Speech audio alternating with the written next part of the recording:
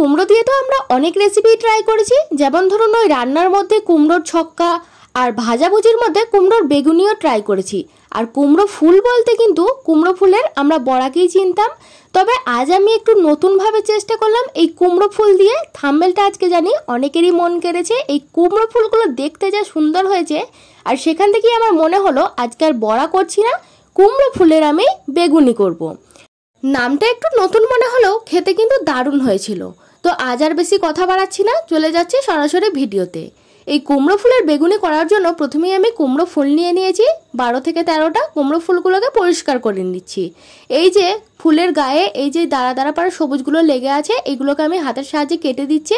আর ভিতরটা একবার চেক করে নিলাম, কেননা নোংরা থাকে তো, তাই সবগুলো ফুল একইভাবে চেক করে নিয়েছি। আর এই যে ডগাটা আছে যাতে ধরার সুবিধা হয় তার জন্য একটু করে রেখে দিয়েছি। এভাবে কিন্তু সবগুলো ফুল আমি পরিষ্কার করে নিয়েছি। এরপর ফুলগুলোকে আমি একটা বড় পাড়া জায়গায় অনেকটা পরিমাণে জল নিয়ে নিয়েছি। আর জল দিয়ে ফুলগুলো ধুয়ে নেব। ফুলগুলো কিন্তু আমার আগে থেকে ধুয়ে শুকনো ছিল, মানে হালকা শুধু জল ঝরানো ছিল, তাই আর বেশি ধুচ্ছি না, একবারই ধুয়ে নিচ্ছি বেশি করে জল দিয়ে। সবগুলো ফুল কিন্তু একইভাবে ধুয়ে নিতে হবে। আর ফুলগুলো একটু ভালো করে ধোবেন, কেননা ফুলের ভিতরে নোংরা থাকতে পারে। যাই হোক, সবগুলো ফুল আমি ধুয়ে নিয়েছি। এরপর আমি বেসনটা রেডি করে নেব, তার জন্য চলে যাচ্ছি পরের স্টেপে। এখানে দেখুন আমি একটি বড় পাড়া জায়গায় নিয়ে নিয়েছি 150 থেকে 170 গ্রামের মতো বেসন। এরপর বেসনের মধ্যে আমি দিয়ে দিচ্ছি 2 চামচ চালের গুঁড়ো। চালের গুঁড়োটা দেওয়ার কারণ হলো যাতে এই বেগুনিটা মচমচে হয়। এরপর আমি দিয়ে দিয়েছি 1/2 চামচ লবণ আর 1/2 চামচের একটু কম, মানে ওই ধরুন 1 চিমটির মতো খাবার সোডা। খাবার সোডাটা দিচ্ছি, এটা দিলে কিন্তু দেখতেও ভালো লাগবে আর জিনিসগুলো ফুলবেও। একবার শুকনো মিশ্রণগুলোকে খুব ভালো করে মিশিয়ে নেওয়ার পর দিয়ে দিচ্ছি শুকনো লঙ্কার গুঁড়ো 1/2 চামচের একটু কম, একই পরিমাণে দিয়ে দিচ্ছি হলুদ গুঁড়ো, ঠিক একই পরিমাণে দিয়ে দিচ্ছি গোটা জিরে, আর দিচ্ছি একটা ছোট্ট টুকরো আদা। আদাটাকে গ্রেট করে নিচ্ছি। আর এই গোটা জিরে আর আদাটাকে দেওয়ার অবশ্যই চেষ্টা করবেন, এতে কিন্তু এই রেসিপিটার স্বাদ অনেকটা বেড়ে যায়। যাই হোক, গ্রেট করা হয়ে গেছে। এরপর আমি দিয়ে দিচ্ছি ধনেপাতা কুচি। এখানে 2টো ডগ ধনেপাতাকে আমি কুচিয়ে নিয়ে ধুয়ে নিয়েছি। আবারও এই শুকনো উপকরণগুলোকে একটা চামচের সাহায্যে খুব ভালোভাবে মিশিয়ে নিচ্ছি। মেশানো হয়ে গেছে। এরপর অল্প অল্প করে জল দিয়ে আমি একটা পাতলা ব্যাটার তৈরি করে নেব। পাতলা বলতে কিন্তু খুব পাতলাও হবে না, আবার খুব মোটাও হবে না, একটা মিডিয়াম ব্যাটার তৈরি করে নিতে হবে। আমি এই কাজটা প্রথমে চামচের সাহায্যে করছি, তারপরে হাতের সাহায্যে করব।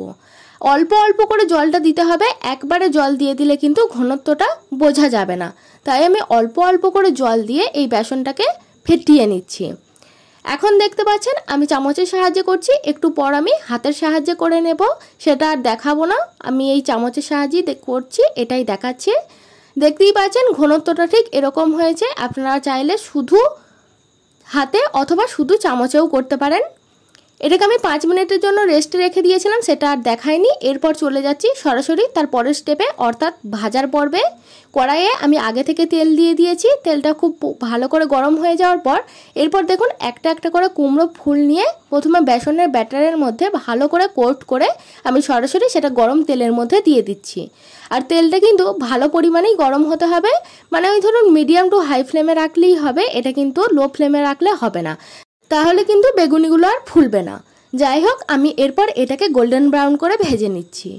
দেখতেই পাচ্ছেন 3 থেকে 4 মিনিট ভেজে নেওয়ার পর কি সুন্দর কালার চলে এসছে, দেখতে কত সুন্দর না লাগছে না।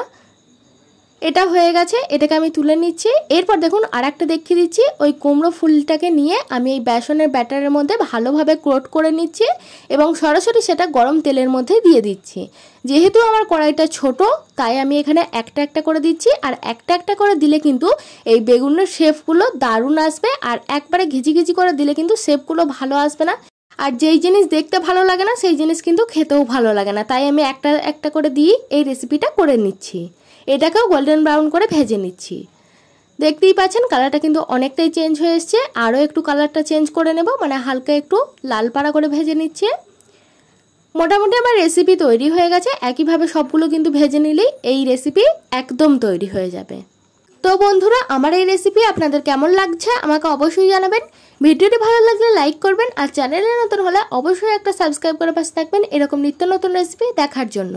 পরবর্তী আবার একটা নতুন ভিডিওর সাথে দেখা হচ্ছে। ততক্ষণ পর্যন্ত ভালো থাকবেন, সুস্থ থাকবেন। ধন্যবাদ, টাটা।